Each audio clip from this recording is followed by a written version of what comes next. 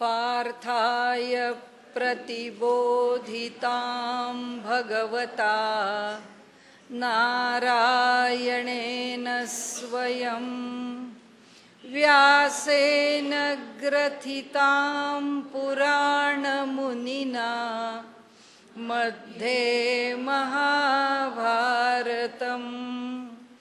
अद्वैतामृतवर्षिणीं भगवतीम् अष्टादशाध्यायिनीम् अम्ब त्वामनुसन्दधामि भगवद्गीते भवद्वेषिणीम् प्रपन्नपारिजाताय स्तोत्रवेत्रैकपाणये ज्ञानमुद्राय कृष्णाय गीतामृतदुहे नमः। सद्गुरु प्रपन्नपारिजाताय स्तोत्रवेत्रैकपाणये ज्ञानमुद्राय कृष्णाय गीतामृतदुहे नमः। सद्गुरुं सच्चिदानन्दं केवलं करुणाकरं ज्ञानयोगेश्वरं वन्दे ज्ञानदेवं पुनः पुनः।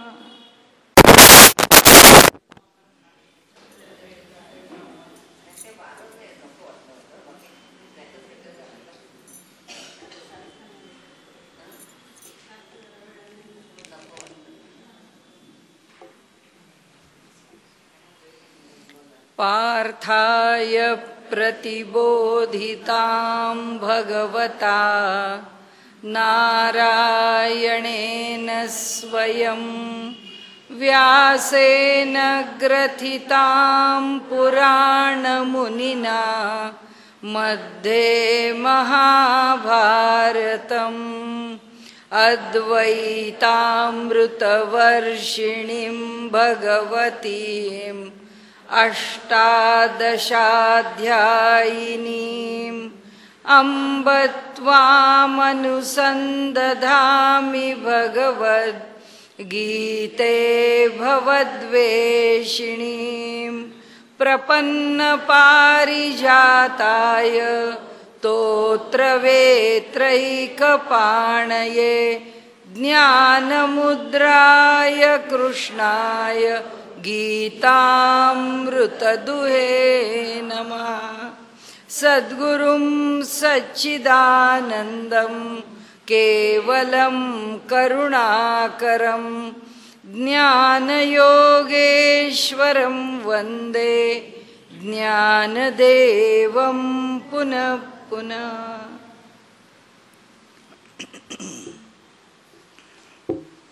आपला चौथा अध्याय चालू आहे। चौथ्या अध्यायातले आपले 3 श्लोक झाले। या अध्यायामध्ये भगवंतांनी पुनर्जन्माचा सिद्धांत आपल्या पुढे ठेवलेला आहे आणि अर्जुनाने अर्थात प्रश्न उपस्थित केला आहे। त्याच्यावरती उत्तर देताना भगवंतांनी माझे अनेक जन्म होऊन गेले त्या संदर्भाने चर्चा केलेली आहे। आता आपला जो श्लोक आहे तो चौथा श्लोक। अर्जुन उवाच अपरं भवतो जन्मं परम जन्म विवस्वतः कथमेतत् विजानीयाम त्वमादौ प्रोक्तवान इति। अर्जुन म्हणतो की हा जो जन्म आहे तो आता अपरम भवतो जन्मम। कृष्ण आता तू या जन्मात आहेस, माझ्या समोर आहेस, मी तुला पाहतो आहे, तुझा माझा व्यवहार चालू आहे। असं असताना परम जन्म विवस्वतः, आणि हा जो विवस्वत हा जो सूर्य आहे, या विवस्वताचा जो जन्म आहे तो कितीतरी पूर्वी झालेला आहे, कितीतरी दीर्घ कालापूर्वीचा आहे, हे आपल्याला माहिती आहे। तर कथम एतत् विजानीयाम, माझ्यासारख्यानी हे कसं समजून घ्यावं, मला याचं आकलन कसं व्हावं की त्वम आदौ प्रोक्तवान इति, तू त्याला पूर्वी सांगितलं आहेस। कारण मागच्या वरच्या 2-3 श्लोकामध्ये त्यांनी सांगितलं की हा जो निष्काम कर्मयोगाचा सिद्धांत आहे तो सिद्धांत मी फार पूर्वीच्या काळीच विवस्वानाला सांगितलेलं आहे. आणि मग ती परंपरा मनूकडून आणि मग ती इक्ष्वाकू वंशापर्यंत अशी आलेली आहे. आणि तिथे लोकांच्यामध्ये ते तत्त्वज्ञान स्थिर झालेलं आहे. तेही उत्कर्षाला आलं आणि पुन्हा मध्ये असा दीर्घ काळ लोटला की ज्या काळामध्ये पुन्हा ते तत्त्वज्ञान मागे पडलं. आणि त्यामुळे आता तू माझा प्रिय आहेस, पढियंता आहेस, त्यामुळे तुला हे तत्त्वज्ञान सांगावं अशी माझी इच्छा आहे. आणि म्हणून आता मी पुन्हा हे तत्त्वज्ञान सांगायला उद्युक्त झालो आहे. आता अर्जुन म्हणतो की हे काय प्रकरण आहे की भगवंत तर मला आत्ता इथे समोर दिसत आहेत आणि यांनी फार पूर्वीच्या काळी तो योग किंवा निष्काम कर्मयोग हा सूर्याला सांगावा, हे काय प्रकरण आहे. त्याकरता त्यांनी सांगितलं की तू आता माझ्यासारख्याला कसं समजावं, तूच आता समजावून सांग. तुझ्याशिवाय तर दुसरा काही सांगू शकत नाही. मी फक्त तुला विचारू शकतो आणि माझ्या मनातला संभ्रम तुझ्यापुढे प्रकट करू शकतो. त्याप्रमाणे अर्जुन म्हणतो, तव अर्जुन म्हणे हरी, माय आपुले याचा स्नेहो एक विस्मयो काय अवधारी कृपानिधी. एक विस्मयो काय अवधारी. इथे आश्चर्याला काय जागा. म्हणाले कृपानिधी, तू तर कृपेचा सागर आहेस, साठा आहेस. तेव्हा अर्जुन म्हणतो, हे भगवंता, माय आपुले याचा स्नेहो करी. आपल्या बालकावरती तिचं नितांत प्रेम आहे. आईचं आपल्या मुलावरती, आपल्या वत्सावरती प्रेम आहेच आहे. येथ विस्मयो काय अवधारी. त्याच्यामध्ये आश्चर्य ते कोणतं आहे. कृपानिधी, हे कृपानिधी, यात आश्चर्यासारखं काही नाही. म्हणजे आईची आपल्या लेकरावरची कृपा ही काही वेगळेपणाने सांगण्याची आवश्यकता नाही, ती आहेच आहे. आणि म्हणून तू संसार श्रांताची सावली, अनाथा जीवांची माऊली, आमुते कीर प्रसवली तुझीच कृपा. आणि तू तर एक माता आपल्या एका लेकराकरता जो जीव टाकते, त्याच्यावरती जे प्रेम करते, त्याचं जे भलं चिंतिते, ते तर म्हणाले तू तर अशी आहेस संसार श्रांतांची सावली, की संसाराच्या तापामध्ये जे भाजून पोळून निघालेले आहेत, जे त्यामध्ये त्या तापानी हैराण झालेले आहेत, अशांना तू सावलीसारखी आहेस. अशांच्याकरता तू छाया आहेस. अशांच्याकरता तू त्यांचं विश्रांती स्थान आहेस. अनाथा जीवांची माऊली, जे अनाथ आहेत त्यांना तूच माता आहेस, तूच त्यांना सांभाळणारी आहेस. आमुते कीर प्रसवली तुझीच कृपा. आणि आमच्याकरता सुद्धा तुझीच खरोखरीच, कीर म्हणजे खरोखरीच, प्रसवली तुझीच कृपा. आमच्याकरता सुद्धा खरोखर तुझीच कृपा प्रकट झालेली आहे. इथला अर्थ थोडा चुकलेला आहे. ह्याच्यामध्ये जो दिलेला अर्थ आहे तो असं म्हटलंय की म्हणजे तुझ्यापासूनच आम्ही प्रसवलो, असा अर्थ असा नाही आहे. तुझी जी कृपा आहे ती सुद्धा आमच्याकरता प्रकट झाली आहे. कशी आहे? माऊलीचीच कृपा आहे. तुझी आमच्यावरती नितांत कृपा आहे. त्या कृपेच्या वर्षावाखाली, त्या कृपेच्या छत्रछायेखालीच तर आम्ही आहोत आणि त्यामुळे आम्ही निवांत आहोत, असं सगळं अर्जुन भगवंताला सांगतो. ते सगळं सांगताना तो त्याला कोणत्या दृष्टीने पाहतो आहे.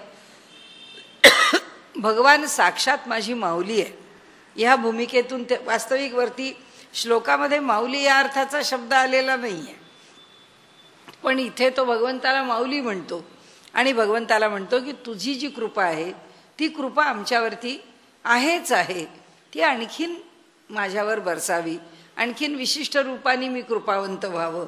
म्हणून देवा पांगुळ एकादे विजे.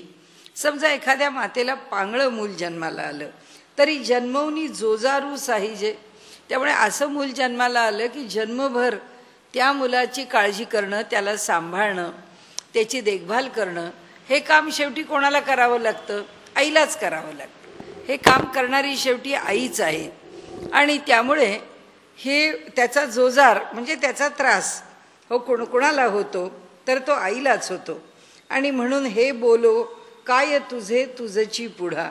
आणि म्हणाले हे मी तुझ्याकडे काय बोलतोय, हे सगळं ज्ञानेश्वर महाराज बोलतायत, पण ते अर्जुनाच्या मुखातून बोलतायत.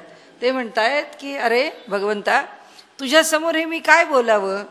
हे बोलो काय तुझे तुझची पुढा, हे सगळं तुझंच आहे. म्हणजे आम्ही आंधळे आहोत का पांगळे आहोत का लोळे आहोत का खोळे आहोत म्हणाले माहीत नाही, पण तू आमची माऊली आहेस आणि आमच्यासारख्या सगळ्या अज्ञान्यांना, अडाण्यांना आणि अशा दुर्बलांना, अशा आंधळ्यांना, ज्याला काही योग्य दिसत नाही, ज्याला योग्य मार्गावरून चालता येत नाही, अशा आम्हा सगळ्यांची तू माऊली आहेस. आणि तुला काय मी सांगतोय की त्या मातेला जन्मभर त्या मुलाचा भार सोसावा लागतो. अरे तू आमच्या सगळ्यांचा भार तर सोसतोच आहेस. आणि पिढ्यांमागून पिढ्या आणि परंपरेने हे जे जग आहे हे चालतं आहे.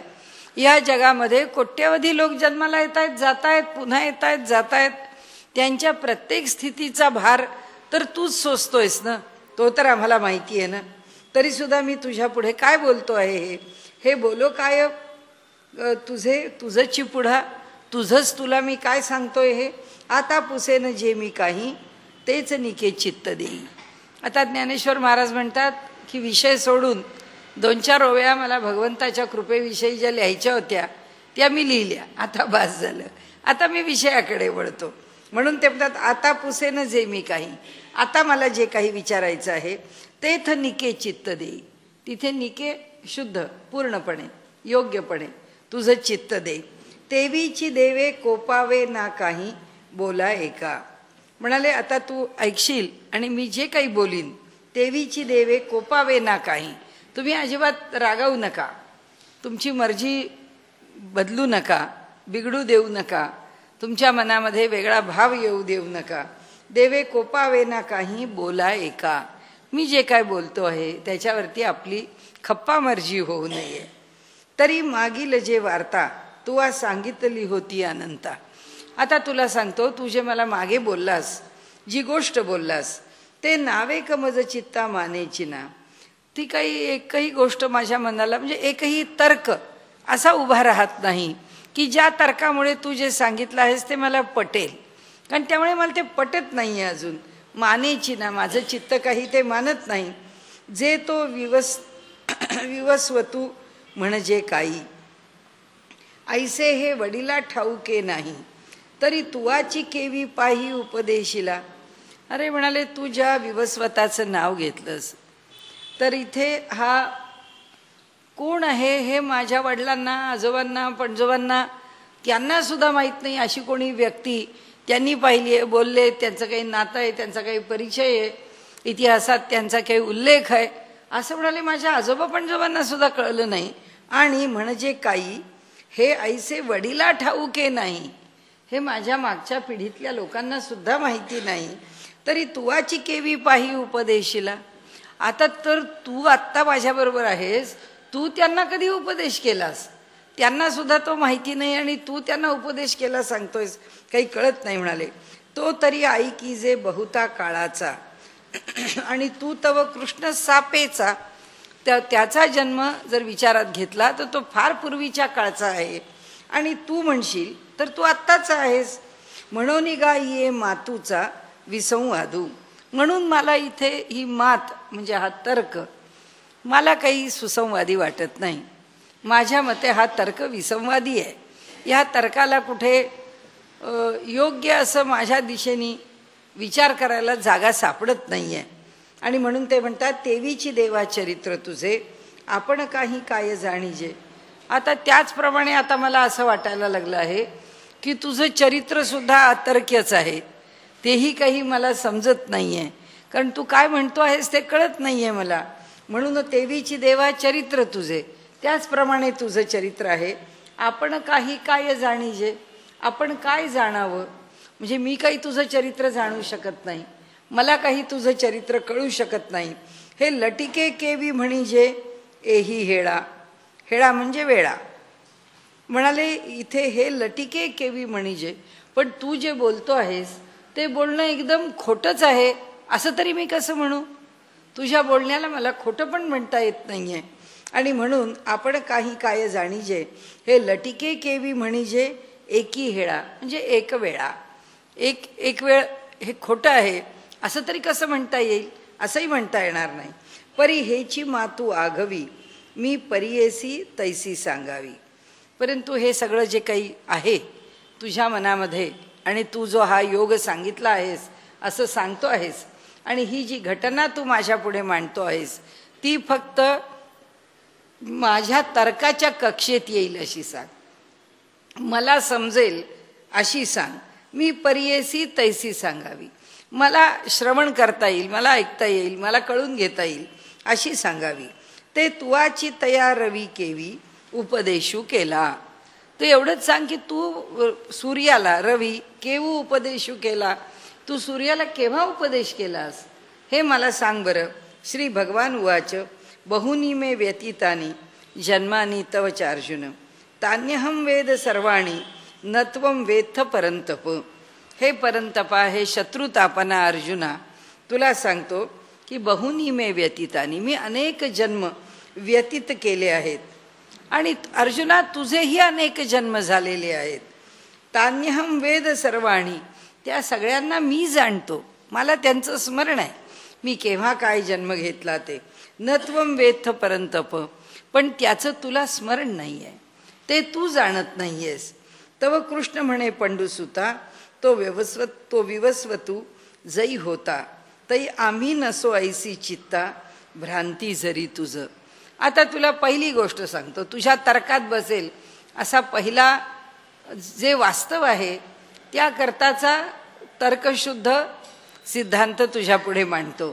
तो काय आहे तर म्हणाले तव कृष्ण म्हणे पंडुसुता, हे पंडुकुमारा, तो विवस्वतू जई होता, तो विवस्वान जेव्हा होता, तई आम्ही नसो ऐसी चित्ता भ्रांती जरी तुझं.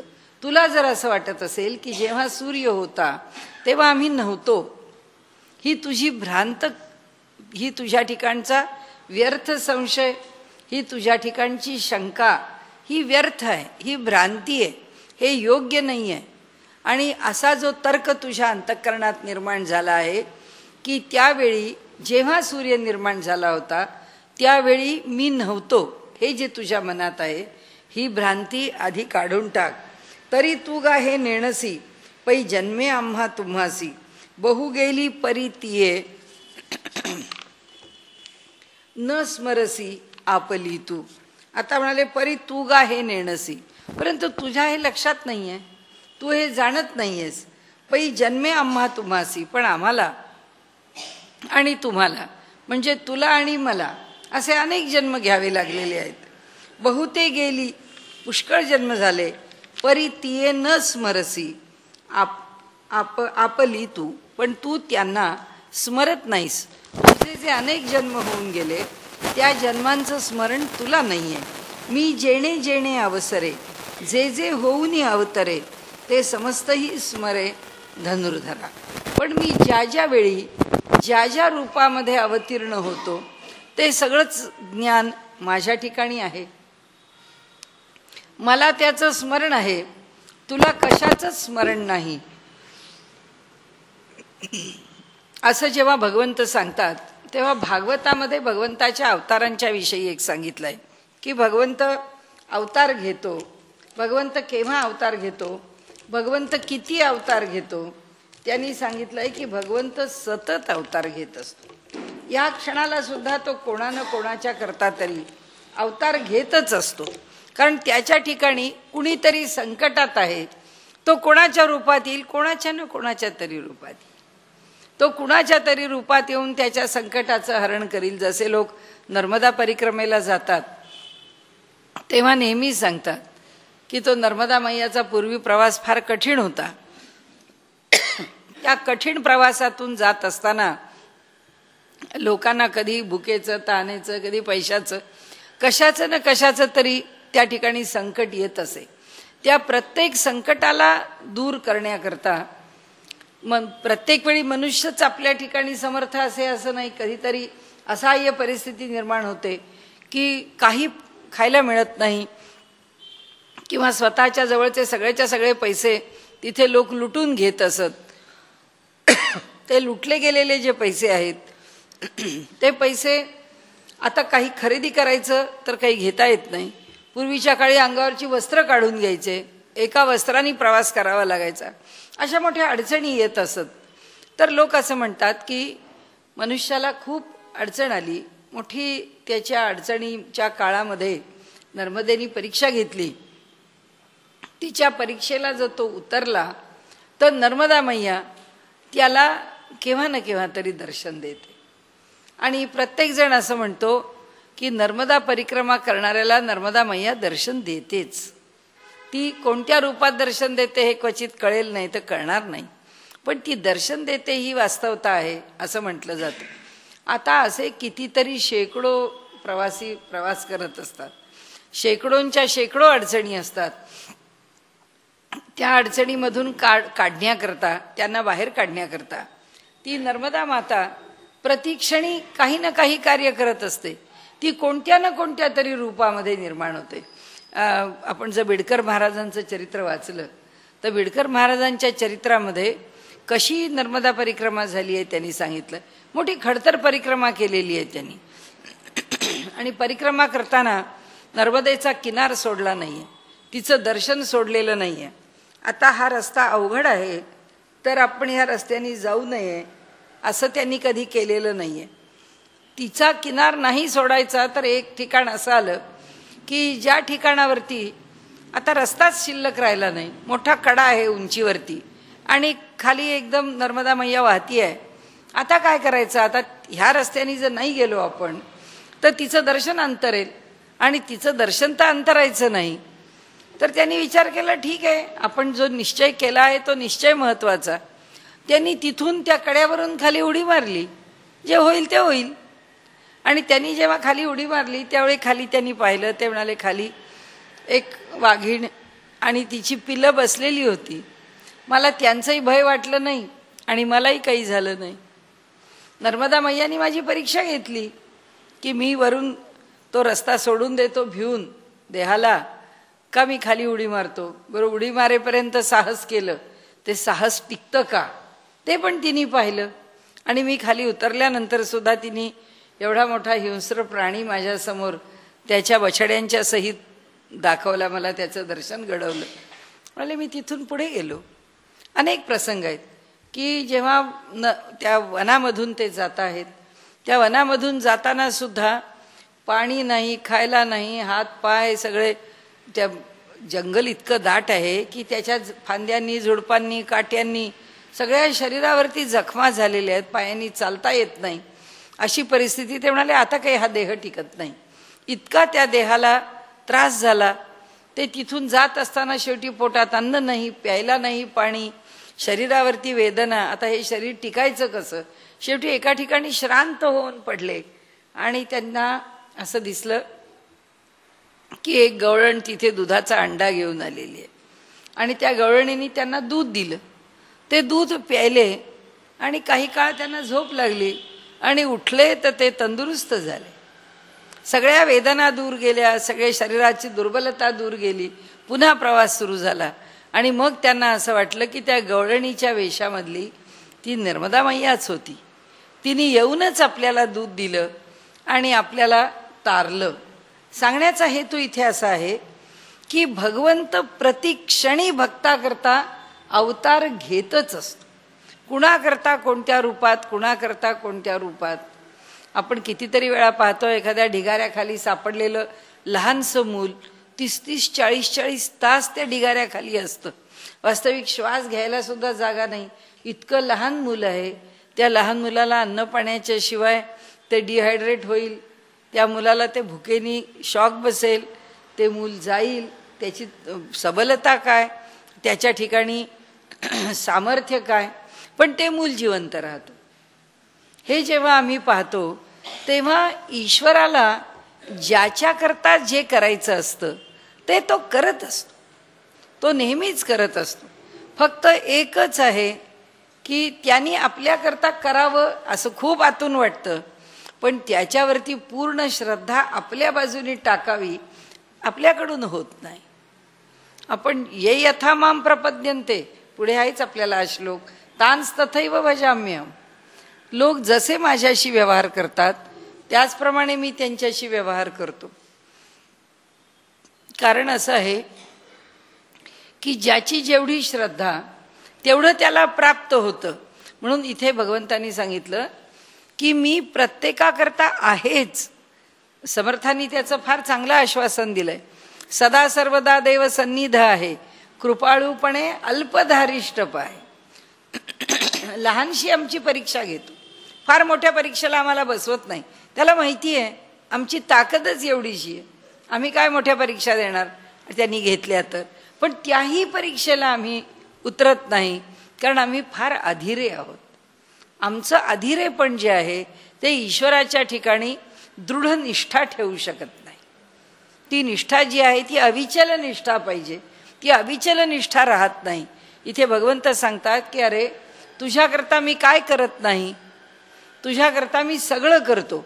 किंबहुना त्यांनी सांगितलं की भक्ताकरता मी अवतार कोणत्या कोणत्या रूपात घेतो, कशा कशा प्रकारे घेतो आपल्याला कळत नाही, येणाऱ्या प्रसंगात कळत नाही, घडणाऱ्या घटनांमध्ये कळत नाही.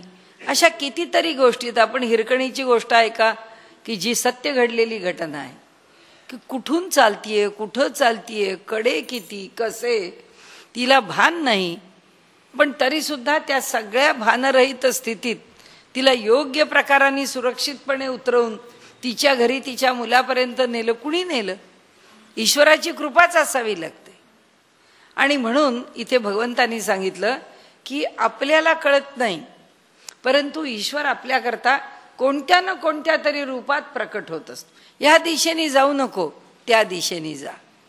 संस्कृतामध्ये पण एक वचन आहे आणि व्यवहारतही लोक बोलतात, म्हणाले हातामध्ये काठी घेऊन गुराखी जसा गुर राखतो तसा परमेश्वर आम्हाला राखतो. असं नाही आहे की आम्हाला गुराखी दिसतोय, त्याची गुरं दिसत आहेत, आता ती गुरं भलत्या रस्त्याला चालली की तो छडी मारतोय त्यांना आणि त्यांना रस्त्यावर आणतोय. रस्त्याच्या कडेने चालताना एखादं त्याचं लहानसं कोकरू आलं रस्त्यावरती तर तो लगेच त्याला मारून बाजूला घेतो की कुठल्या तरी वाहनाखाली यायचं. हे अशा तऱ्हेने म्हणाले भगवंत राखत नाही. भगवंत आम्हाला बुद्धियोग देतो, भगवंत आमच्या बुद्धीत शिरतो, भगवंत आम्हाला निर्णय देतो, भगवंत आम्हाला विचार देतो. आणि ह्या बुद्धियोगाच्या ठिकाणी भगवंत आमच्याकरता कार्यरत राहतो. आणि आम्हाला प्रत्येकाला तो प्रतिक्षणाला शिकवतच नाही. तर पडता पडता सुद्धा कसेही बेसावध पडणारे आम्ही, आमच्या बुद्धीला हा शेवटचा निर्णय, अंतिम निर्णय कोण देतो? आमचं शरीर आहे. ते शरीर ताबडतोब डोळ्याला कसं लागणार नाही, शरीराला कमीत कमी कसं लागेल याच पद्धतीने वरून खाली पडतं. आमच्या दृष्टीने आम्ही बेसावध पडलेले असतो, पण शरीर आत त्याच्या ठिकाणी सावध असतं. त्याला ठेवण्याकरता ती सावधता कोण देतो, ती जाणीव कोण देतो? ती जाणीव पण तोच परमेश्वर आहे. त्यामुळे प्रतिक्षणी आमच्याकरता जो कार्यरत आहे तो कोणत्या न कोणत्या तरी रूपामध्ये क्वचित आकार घेऊन येतो आणि तो सगुण रूपाने प्रकटतो. भगवंत म्हणतो मी कुणाकरता काय केलं आहे मला स्मरण आहे.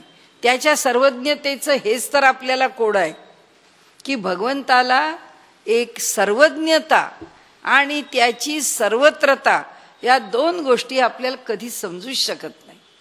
की तो सगळं कसं एका वेळी जाणतो.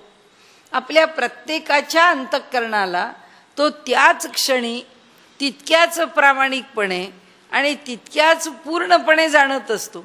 माझा भाव या क्षणी काय आहे हे जसं त्याला कळतं, तसं जगातल्या प्रत्येक व्यक्तीचा भाव काय हे त्याला त्याच क्षणी कळतं. तो आपल्या सर्वत्रांच्या ठिकाणी प्रतिक्षणी उपस्थित आहे. कसं होतं आपल्याला कळत नाही.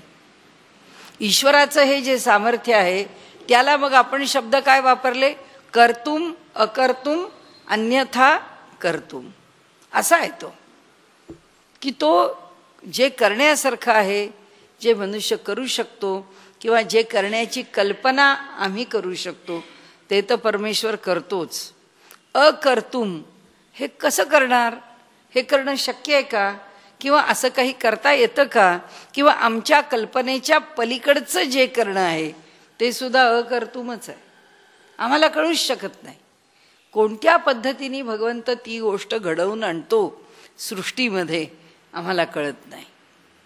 आणि त्यामुळे अकर्तुम अन्यथा कर्तुम, आम्हाला ज्या तऱ्हेने विचार आहे, आम्हाला ज्या प्रकाराने ती घटना घडावी असं वाटतं त्याच्यापेक्षा तो वेगळी घडवतो.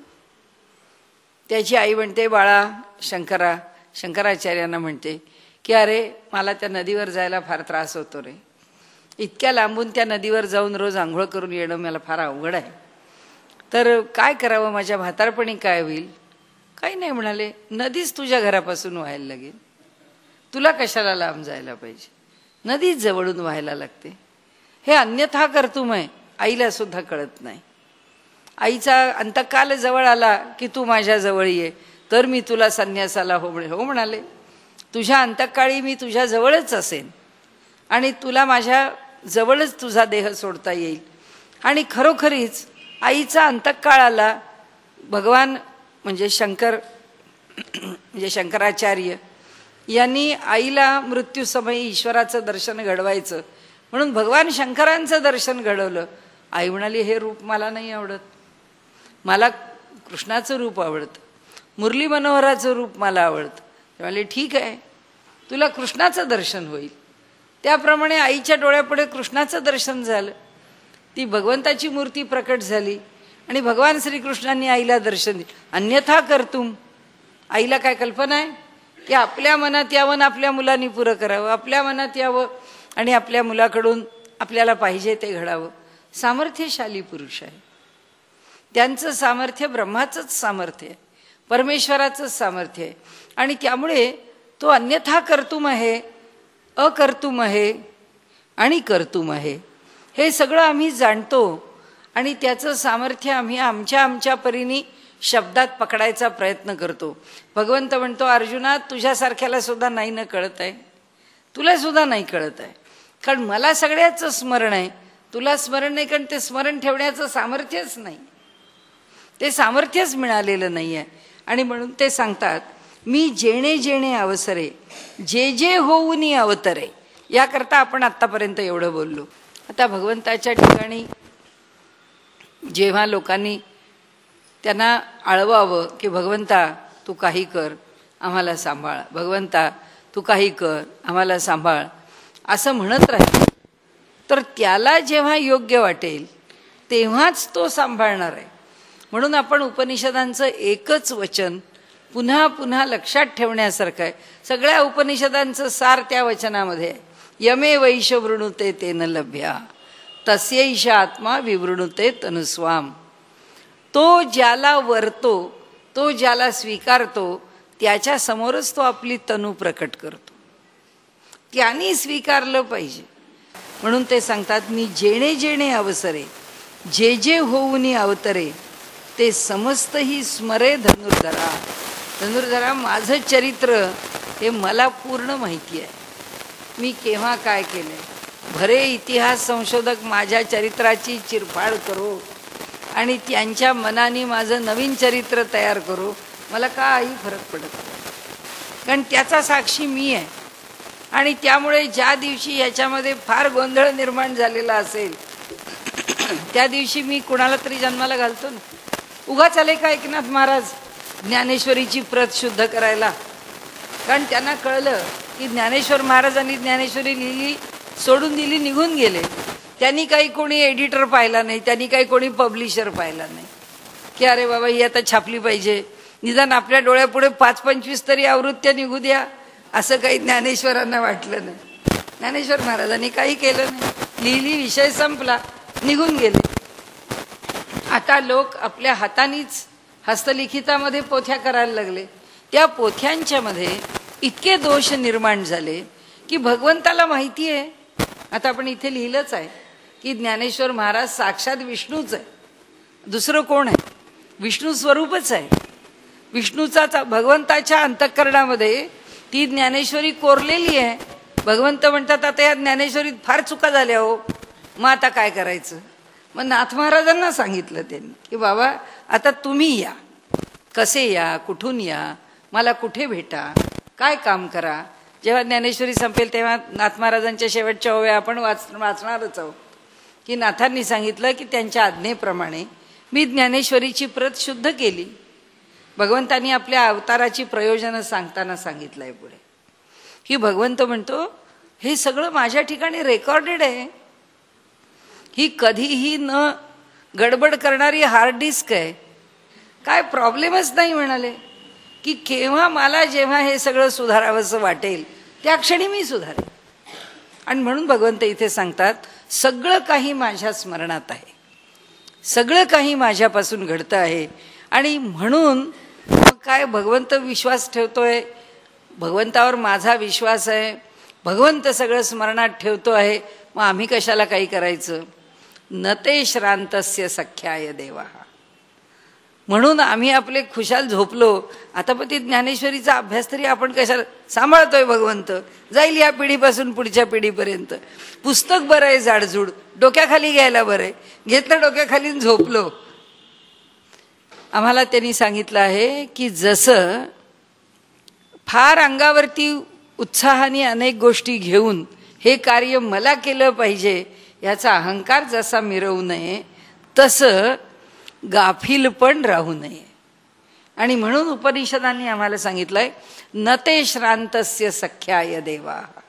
जोपर्यंत श्रमेपर्यंत आम्ही कष्ट करत नाही तोपर्यंत ईश्वर धावून येत नाही. म्हणून समर्थांनी सुद्धा म्हटलंय, सदा सर्वदा देव सन्निध आहे, कृपाळूपणे अल्पधारिष्ट पाय. आमचं थोडं धारिष्ट पाहत, फार नाही पाहत. आपण नेहमी म्हणतो त्याप्रमाणे 11:59 तो 60वा सेकंद त्याच्या हातात आहे, तो आमचे 12 वाजू देत नाही. भगवंतांनी सांगितलंय माझ्या अवताराचं प्रयोजनच तेवढं, फक्त तेवढी श्रद्धा ठेवली पाहिजे. उपनिषदांनी आधीच सांगितलं श्रम आम्हाला करायचे. आणि म्हणून ते इथे सांगतात, जे जे होऊनी अवतरे ते समस्तही स्मरे धनुर्धरा. हे अर्जुना, ते सगळं माझ्या स्मरणात आहे.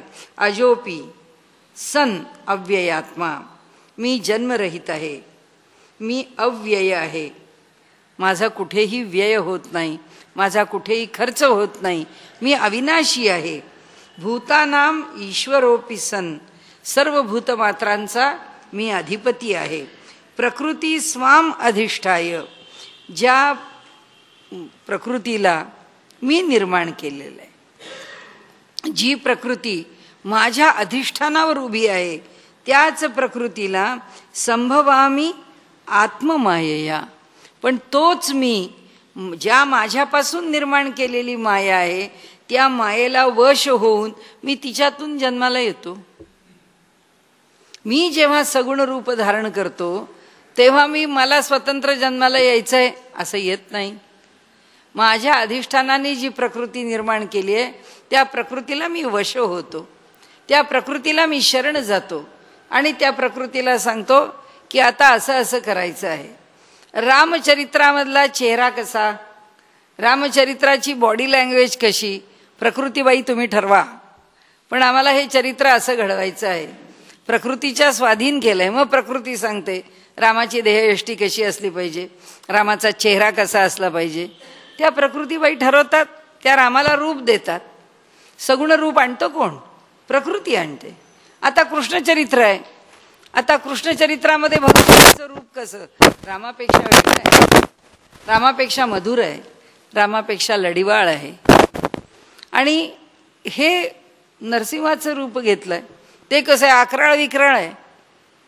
या सगळ्या रूपांना प्रसवणारी जी प्रकृती आहे, भगवंत म्हणतो जी माझ्या अधिष्ठानावर उभी आहे तिलाच मी शरण जातो आणि माझं सगुण रूप धारण करतो. आता त्यांनी सगळे आपले सिद्धांत सांगायला सुरुवात केली. म्हणून आघवे मागील मज आठवे, मी अजूही परी संभवे प्रकृती योगे.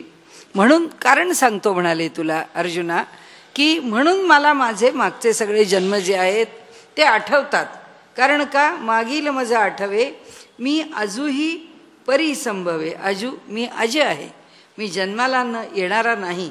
परिसंभवे, तरीसुद्धा मी जन्म घेतो प्रकृती योगे, प्रकृतीच्या मुळे. मी प्रकृतीशी एकरूप होऊन मी जन्म घेतो. जरी मी अज आहे, जरी मी जन्माला न येणारा आहे तरीसुद्धा मी जन्म घेतो. माझे अव्ययत्व तरी न नसे, परी होणे जाणे एक दिसे. माझा जो अव्ययपणा आहे तो कधीच कुठं जात नाही, मी तसाच राहतो.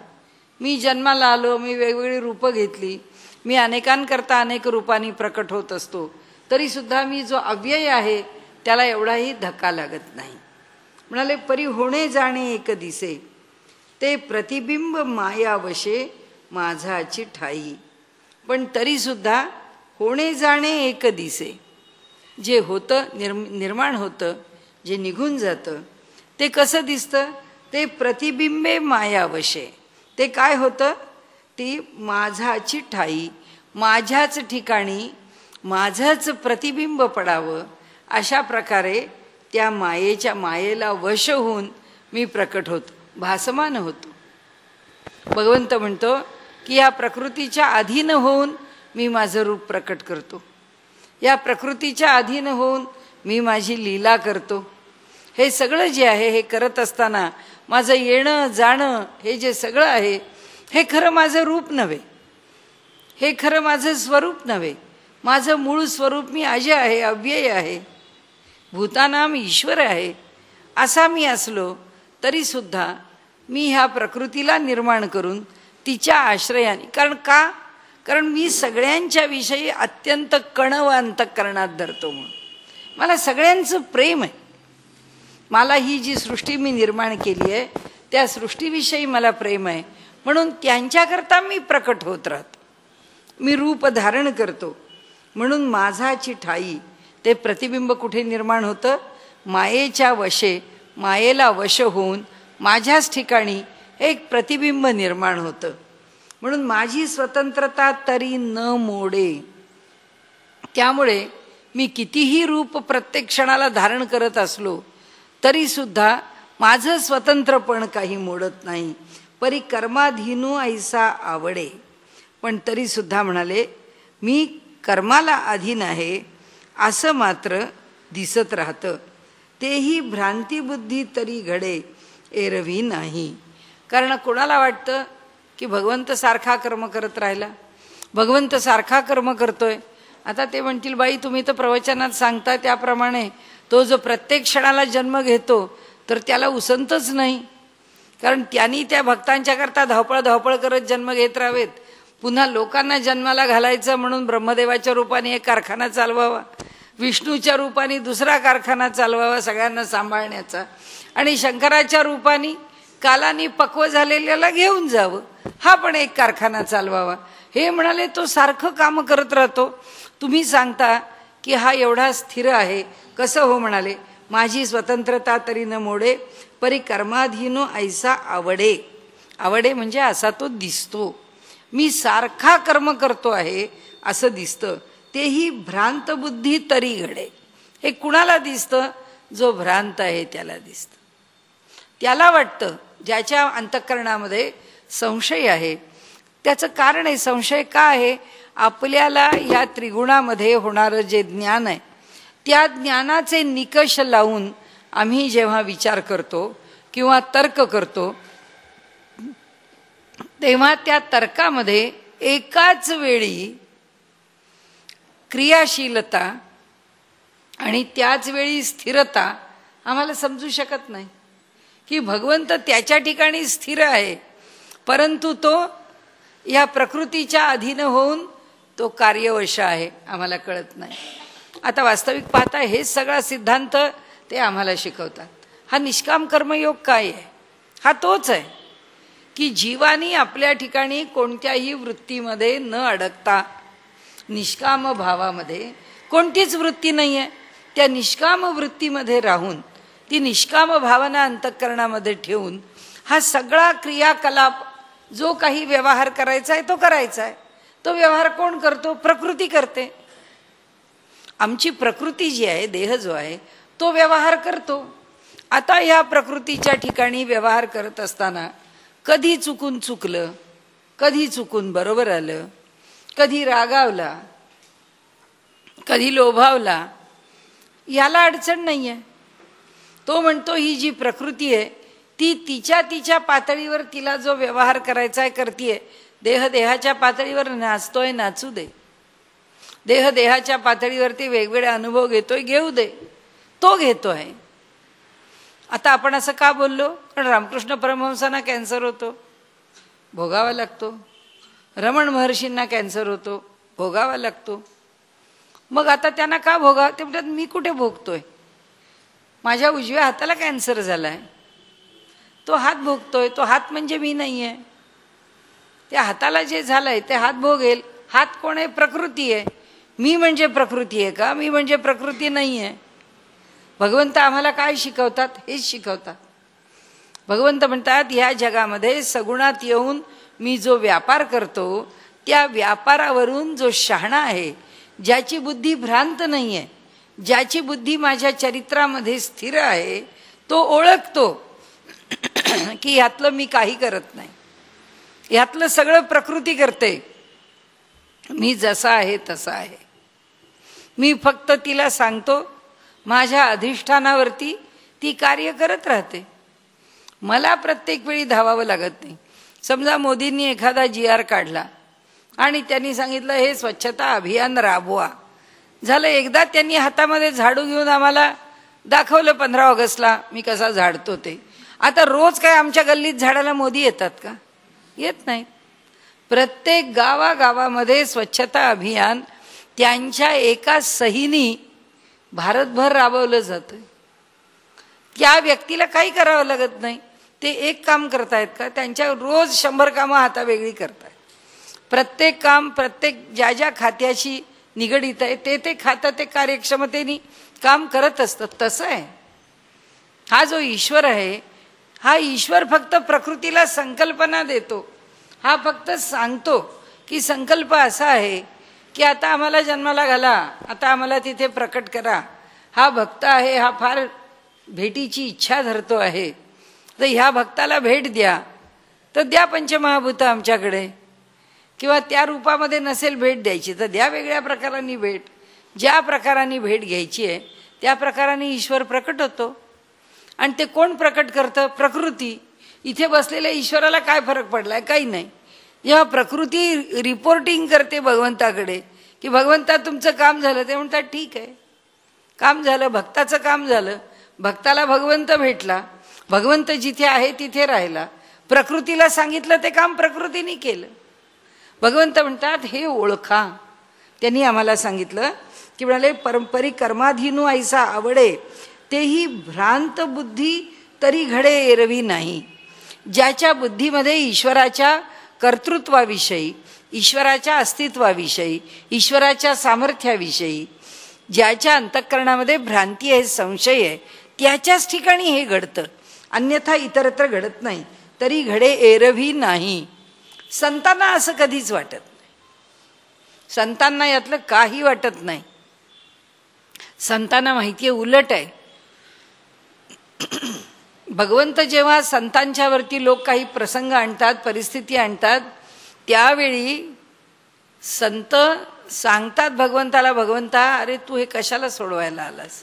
माझ्याकरता तू कष्ट घेतलेस? नाही घ्यायचे माझ्याकरता कष्ट.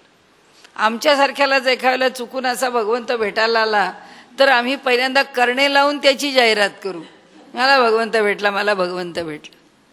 संत म्हणतात तू कशा करता आलास माझ्याकरता? नको येऊस. कारण त्यांनी भगवंताचं यथार्थ रूप जाणलंय. त्यांनी खऱ्या अर्थाने भगवंतावर श्रद्धा ठेवली आहे, खऱ्या अर्थाने प्रेम केलंय. भगवंत म्हणतात जो मला ज्ञानाने जाणतो ना, त्याच्या अंतःकरणामध्ये माझ्या स्वरूपाच्या विषयी बिलकुल संदेह नाही. आणि ज्याच्या अंतःकरणात माझ्या स्वरूपाविषयी संदेह आहे तोच हे सगळं बोलतो. म्हणजे अर्जुनाला म्हणतायत, अर्जुना हे सगळं तुझ्या मनात येत आहे ते संदेह आहे म्हणून येत आहे. स्टेटमेंट काय आहे पहिलं? विधान काय आहे पहिलं? की जेव्हा सूर्य होता ना तेव्हा सुद्धा मी तिथंच होतो, हे फक्त तुला कळत नाही आहे. त्यामुळे मी सर्व काळच आहे, तुला कळत नाही आहे. आणि तुला हे कळत नाही आहे म्हणून तुझं अज्ञान आहे. म्हणून ते पुढे म्हणतात की एकची दिसे दुसरे, ते दर्पणाचेनी आधारे, एरवी काय वस्तू विचारे दुजे आहे. आता वरच्या विधानाला पुष्टी दिली आहे ज्ञानेश्वर महाराज. म्हणाले आपण एकटेच आहोत, असं काही कुणी दुसरं याच नावाची हीच व्यक्ती आणखीन कुठेतरी दिसते नाही. पण केव्हा दिसते? दर्पणाचेनी आधारे. समोर जर आरसा ठेवला तर प्रतिबिंबामध्ये त्याचं रूप दिसतं. मग ही व्यक्ती त्या प्रतिबिंब रूपाने दिसते. मग हे दोन दोन आहेत, एक आरशात दिसणारी आहे, एक बाहेर दिसणारी आहे. अशा दोन व्यक्ती. भगवंत म्हणतात माझं तसंच आहे. मायेच्या ठिकाणी माझं पडलेलं प्रतिबिंब आहे. इथे वरची ओवी काय सांगते आपल्याला? परी होणे जाणे एक दिसे, ते प्रतिबिंबे माया वशे. मायेला वश होऊन प्रतिबिंब रूपामध्ये माझाची ठाई, माझ्याच ठिकाणी. भगवंत म्हणतात मला दर्पण लागत नाही. भगवंताला दर्पण कशा करता? दर्पण निर्माण कोणी केला? त्यांनी निर्माण केलेल्या प्रकृतीने. तर भगवंताला दर्पण कशाला? ते म्हणाले ह्या मायेच्यामुळे माझ्या ठिकाणी ते जणू काही प्रतिबिंब उमटलंय असं दिसतं. आता जाताना आपल्याला अभ्यास पक्का करायला, आता जसं भगवंतानी घेतलेलं सगुण रूप त्याच्या ठिकाणी प्रतिबिंबासारखं उमटतं, तसंच हे सगळं जे जग आहे ना ते सुद्धा भगवंताच्या ठिकाणी आभास रूपानेच दिसतं. म्हणून आपण काय सारखा सिद्धांत घेतलाय? रज्जू आणि सर्प. वेडीवाकडी पडलेली दोरी आहे, दिसते कशी? सर्पासारखी. आता हे जे जग आहे हे आहे ब्रह्मच, पण दिसतं कसं? हा मी तू तो नामरूपात्मक. जोपर्यंत आभास आहे तोपर्यंत ही सगळी नामरूपं आम्हाला खरी आहेत. आणि ज्या क्षणी आमचा आभास दूर होईल, भ्रांती दूर होईल, त्या क्षणी एका परमेश्वराशिवाय दुसरं काही नाही. म्हणून नामदेव तुपाची वाटी घेऊन कुत्र्याच्या मागे धावतो. कारण का? तर त्याला तिथे ब्रह्मच दिसतं. त्याला माझ्यापेक्षा तो वेगळा दिसत नाही. त्याला असं वाटतं मला जर भाकरीला तूप लावून खाल्लं तर ती पचते, तर त्या कुत्र्याला ती शिळी वाळलेली भाकरी कशी पचेल? त्यामुळे एक आहे, सारखं एवढंच लक्षात ठेवायचं की एक ईश्वर आहे, एक परमात्मा आहे. कारण ज्ञानेश्वरीमध्ये त्यांनी अद्वैताचाच सिद्धांत मांडलेला आहे. त्या अद्वैत सिद्धांतामध्ये एकच परमेश्वर आहे, एकच परमात्मा, एकच परब्रह्म आहे. त्या परब्रह्मानी हे जे जग आहे हे प्रकृतीच्या करवी निर्माण केलं आहे. आणि हे जग कसं आहे? त्या परमेश्वराच्या ठिकाणी आभासात्मक आहे. म्हणून शंकराचार्य त्याला काय म्हणतात? अध्यास. तो अध्यासवाद आहे. तिथे आरोपित केलं आहे आम्ही. त्या ईश्वरावरती हे जग आहे असा एक आरोप केला आहे. जसा आम्ही आरशात पाहिलं की आरशात दिसणारं चित्र ही व्यक्ती आहे, हा आरोप त्या दर्पणावर केलाय. जो हटला आणि दुसरी व्यक्ती उभी राहिली की तिचा आरोप आहे. मग त्या दर्पणाला काय फरक पडतोय? रोज एक चित्र बदललं, दर मिनिटाला एक व्यक्ती बदलली तरी फरक काही पडत नाही. तसं आहे ईश्वराच्या ठिकाणी अशी अनंत कोटी ब्रह्मांडाची प्रतिबिंब पडली तरी परब्रह्माला काय फरक पडतो? काही फरक पडत नाही.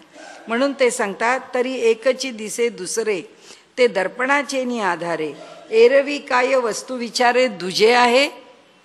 वस्तूच्या बाजूनी विचार केला, आपल्या बाजूनी विचार केला तर आपण आरशामध्ये पाहतो आहोत, आपलं प्रतिबिंब दिसतं आहे आणि आपण त्या प्रतिबिंबाला विचारत नाही काय हो आपण कोण? हे कोणाचं प्रतिबिंब पडलंय आरशामध्ये, मला ओळखत नाही, असं होत नाही.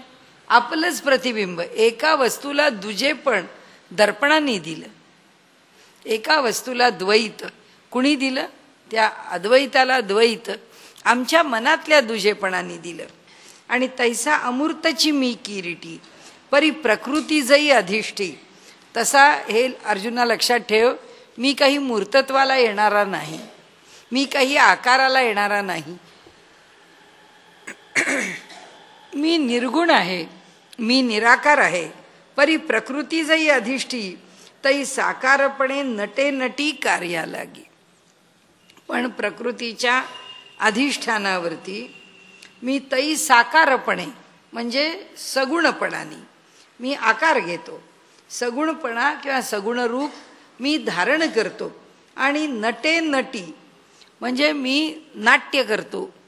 मी तो पेहराव घेतो, मी तो कार्य माझ्याकडनं करायचं आहे, त्याचा बेमालूम जे काही बोलायचं आहे, चालायचं आहे, दिसायचं आहे, सगळं त्याच्यामध्ये मी नाट्य उभं करतो.